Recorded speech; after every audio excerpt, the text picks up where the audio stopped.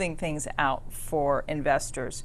How does it work, and why is it a more favorable way to look at a portfolio than perhaps some people realize? Well, it works because you're trying to build a portfolio of low volatility stocks. So you're not trying to find stocks that have low volatility, but you're trying to build a portfolio, and what that entails basically is finding stocks that have low correlation with each other.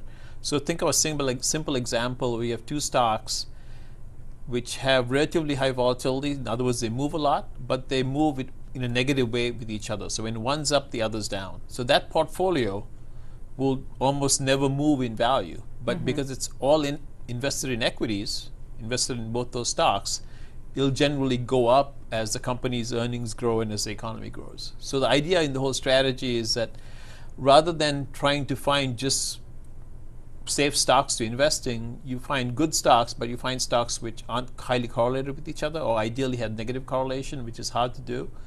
And by doing that, you reduce overall portfolio volatility by of the order of 30 or 40%. And so then what happens in terms of performance? Because a lot of your funds are basically measuring against the S&P 500, or you're trying to beat the S&P 500. Right, S&P 500 or a global version of the S&P 500. What happens in terms of performance is in a normal market environment, you get market-like performance. In a falling market, you tend to do much better than the market. So for example, in 2008, when the market was down 40 and something, these things were down around 20, so about half as much. And when the market's up sharp, like in 2009, they tend to be up about 60% of what the market gets.